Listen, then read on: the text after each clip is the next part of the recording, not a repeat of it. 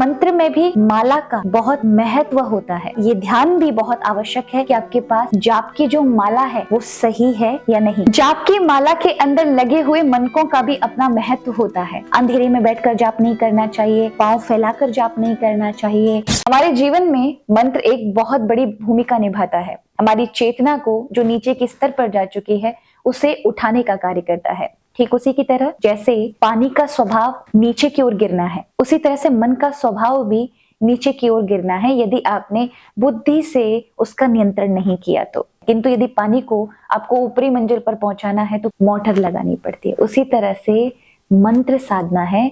मंत्र साधना करने से आपके मन का स्तर, ऊर्जा उठती है और आप जो चाहते हैं वो सभी कामनाओं की पूर्ति अवश्य होती है, फिर आपकी कोई भी कामना हो। हमारे जीवन में मंत्र का जितना महत्व है उतना ही महत्व आपके हाथ में जाप करने वाली माला का है। तो हमेशा मंत्र करते समय आपका ये ध्यान भी बहुत आवश्यक है कि आपके पास जाप की जो माला है वो सही है या नहीं, क्योंकि उसी से वो अनंत गुना जाप होता है। यानी आपके पास जैसी माला होगी वैसा ही आपका जाप दुगना हो जाएगा। जैसे कई बार लोग माला से जाप नहीं करते, अभ्यास नहीं होता तो वो हाथों की उंगलियों से करते हैं, ऐसे गिनते हुए। तो ये जो जाप करते हैं ये एक गुना ही फल प्रदान करता है। यदि आप हाथों की इन लकीरों पर, उंगलियों की इन लकीरों पर जाप करते हैं तो ये हाथों की उंगलियों पर जाप करने से 8 गुना ही फल मिलता है। किंतु यदि आप पुत्र जीविका नाम के एक बीज आते हैं, उनकी माला से यदि जाप करते हैं तो आपको वही 100 गुना फल की प्राप्ति होती है। शंख के मनकों की माला से यदि जाप करते हैं तो वही जाप आपको 1000 गुना फल की प्राप्ति कराता है। मूंगे की माला से जाप करते हैं तो वो 10,000 गुना फलदायी हो जाता है। आप मोती की माला से जाप करते हैं तो 1,00,000 गुना जप फल प्रदान होता है। यदि आप पद्माक्ष की माला से जाप करते हैं तो वही 10 लाख फल देने वाला जाप हो जाता है। यदि आप के पास स्वर्ण की माला हो, सोने की दानों की बनी हुई, तो वो करोड़ गुना फल प्रदान करने वाली होती है। किंतु ये सब ना हो तो एक रुद्राक्ष की माला अनंत गुना फल देने वाली है। इसलिए जब भी भगवान शिव की, अन्य किसी देवता की या माँ भगवती जगदम्बा की उनकी साधना करनी हो तो हमेशा रुद्राक्ष की माला का उपयोग करिएगा। वो सर्व सिद्धि में उपयोग की जाती है। और हमेशा याद रखें, जाप माला हमेशा छोटे दाने की ले। जाप की माला के अंदर लगे हुए मनकों का भी अपना महत्व होता है। वैसे तो 108 की माला जो मनके की होती है उससे सभी अवगत हैं, सभी जानते हैं उसके विषय में, वो सर्वोत्तम माला कही जाती है। किंतु कुछ विशेष लक्ष्य को लेकर किए जाने वाली मालाएं अलग अलग होती हैं। जैसे अगर आप रुद्राक्ष की माला लेते हैं और वो 30 दाने की है तो इसका अर्थ है कि अगर जिसको धन की कामना से भगवती का या जिस भी इष्ट की आराधना करनी है उसे 30 दाने वाली माला से जाप करना है।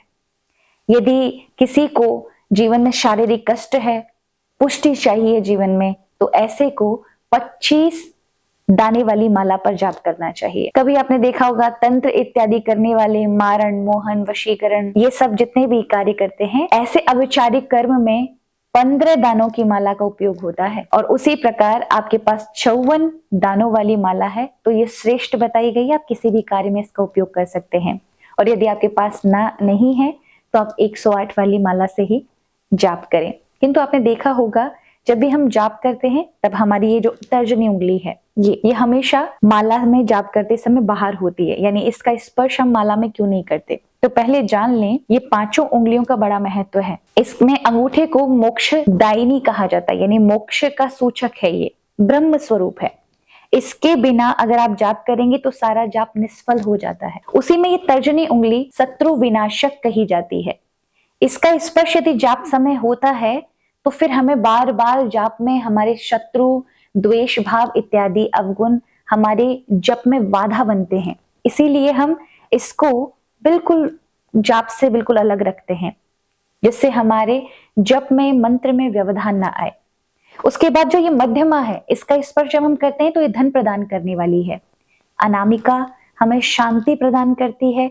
और ये जो कनिष्ठिका है ये अक्षरणी कही गई है, इसका स्पर्श अगर हो भी जाता है तो इससे जाप नष्ट नहीं होता। इसलिए इन उंगलियों का यानी इन तीनों उंगलियों का प्रयोग कर सकते हो अंगूठे सहित, किंतु तर्जनी का उपयोग नहीं करना है। जाप करते समय कुछ और चीजों का भी विशेष ध्यान रखें। कई बार हम बिना आसन के जाप करते हैं जो कि नहीं हमारे लिए फलीभूत होता। हमेशा जाप करते समय, मंत्र साधना करते समय अपना आसन स्वयं का रखें।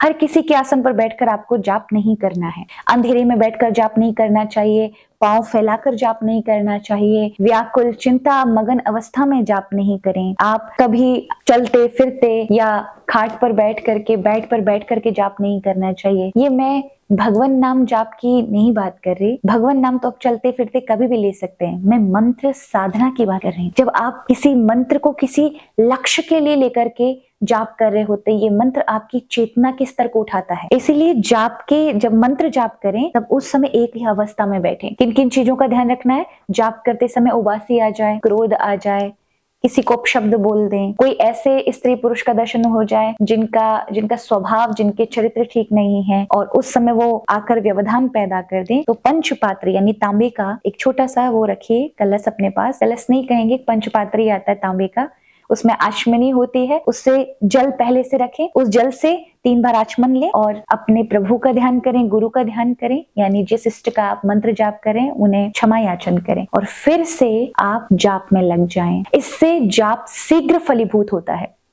ये बात जो है ये सभी पौराणिक हैं, ये सभी हमें आज्ञा पूर्वक भगवान शिव ने प्रदान की हैं कि हमें इन विधियों से ही जाप का उपयोग करना चाहिए। तो जाप में जब इस प्रकार से जाप करते नियम के साथ, तो हमारे जाप शीघ्र फलीभूत होते हैं और बहुत कम समय में हमारी कामनाओं की पूर्ति करते हैं। जाप की भी महिमा है कि जाप को किस तरह से किया जाना चाहिए। कई बार हम जाप को जिस तरह से करना चाहिए मंत्र को उस तरह से नहीं कर रहे, तो उसका लाभ हमें पूरी तरह से नहीं मिल पाता। हमारे यहाँ शास्त्रों में मंत्र जाप को भी 3 प्रकार के बताए गए हैं कि 3 प्रकार के जाप होते हैं, मंत्र होते हैं। पहला मानसिक, दूसरा उपांशु और तीसरा वाचिक। मानसिक वो होता है जो एक लंबे अभ्यास के कारण आपके अनुभव में आता है। आप 2 वर्ष 3 वर्ष किसी मंत्र को प्रतिदिन साधना कर रहे हैं, उसका जाप कर रहे हैं, तो वो समय होता है जब आप मन में आपके मंत्र का एक एक शब्द, एक एक पद अर्थ सहित चल रहा होता है। बार बार आपका मन चिंतन करे, वहां बोलने की आवश्यकता नहीं पड़ती, उसे कहते हैं